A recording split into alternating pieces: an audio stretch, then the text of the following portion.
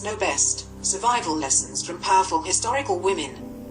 As we navigate modern life, it is sometimes easy to forget there are many timeless tactics to be learned from past historical figures, even more so when these figures happen to be women, who are so often consigned to more subservient roles. Yet there's much inspiration to be found, writes Hilda Rank.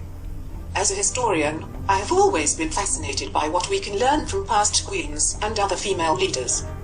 Upon studying their speeches, letters, prayers and other achievements recorded in pamphlets and print, it becomes obvious that we can learn a great deal from them, especially if we apply their advice, their words and the examples they set to our own modern lives. If we do so, perhaps we can experience a fairer and more equal society, where women are encouraged to embrace both their leadership skills and their dreams. Catherine de Medici was the queen consort to Henry II of France and the mother of 3 French kings, Francis II, Charles IX, and Henry III. The most valuable quality we can learn from this powerful woman is, without a doubt, patience. And you cannot have patience without resilience. Born into a noble Florentine family, Catherine was never meant to be queen. In 1533, she was married to Prince Henry, the son of French King Francis I, at the age of 14. At the time of their marriage, Henry was not in line for the throne, and only became heir apparent upon the death of his elder brother in 1536. For a long time, Catherine remained in the shadows of the French royal court, both of her father-in-law and later her husband. Her spouse allowed her little political influence, and even worse, Catherine became the third wheel in her own marriage, having to suffer the presence of Henry's royal favourite at court, Diane de Poitiers. Yet she never created any drama around the situation, instead remaining a humble, devoted, and discreet wife, as per the ideals of the day. That is, until fate decided it had more in store for her. Following the death of her husband in 1559, and after more than 25 years of countless humiliations, Catherine finally had the opportunity to overshadow Diane and cast her rival away from court. She went on to become a powerful influence in 16th century France during the reigns of her sons, particularly during the French Wars of Religion. Another example of 16th century resilience is the case of the Ottoman Sultana, Harim. Born in what is now Ukraine in c. 1505 and sold into slavery, she became a concubine in the harem of Sultan Suleiman the Magnificent. During her time at Suleiman's court, Harim changed the course of her fate and, consequently, of Ottoman history. She seduced Suleiman and the couple fell in love, which led to Suleiman breaking with centuries of tradition in order to please her. He gave up on all other concubines, freed her, and married her, making her his queen. By 1534, after the death of the Sultan's mother, the couple became inseparable. Harim remained in Suleiman's palace and became his trustworthy confidant. This turn of events did not happen overnight and, in many ways, Harim showed great patience, resilience and incredible intelligence during this time. Mary I of England is all too often only remembered as Bloody Mary, to the point where most people forget that she also knew how to rule with compassion and care for her people. In 1554, when a group of rebels led by Sir Thomas Wyatt took arms against her to protest her marriage to Philip II of Spain, Mary showed prudence.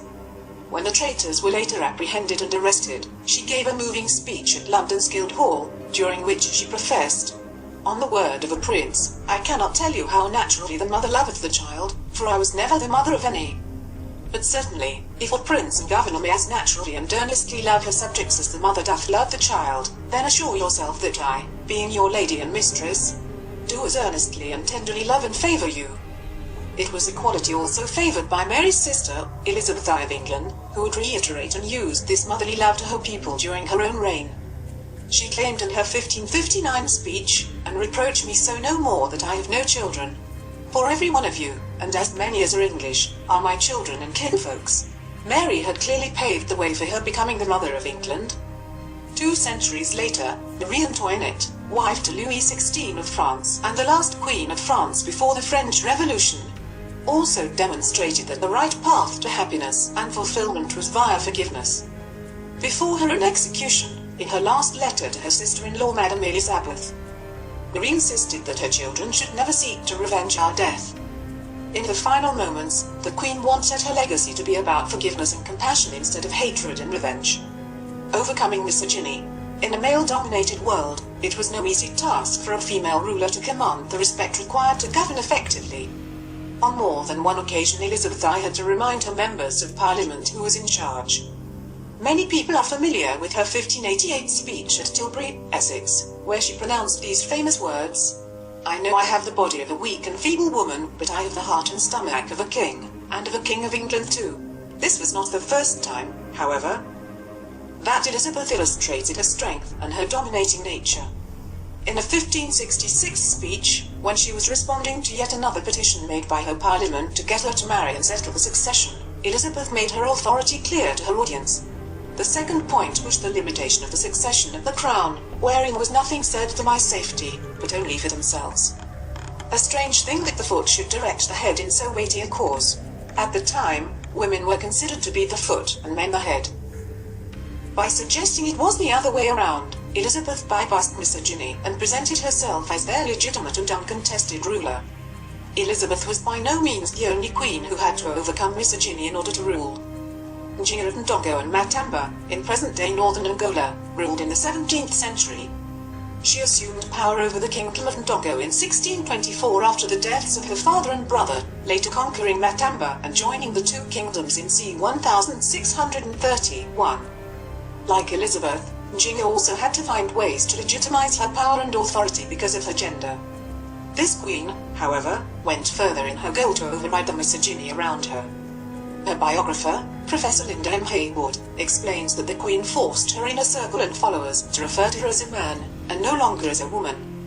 She even married a man and made him dress as a woman, demanding that everyone address her as king rather than queen. She also took several men as her concubines and acted like any other king of the time. With her new role, she continued to fight the foreign forces that tried to invade her homeland. She was the ultimate warrior queen of the 17th century. In many ways, one might wonder why we bother learning about the lives and accomplishments of past female leaders.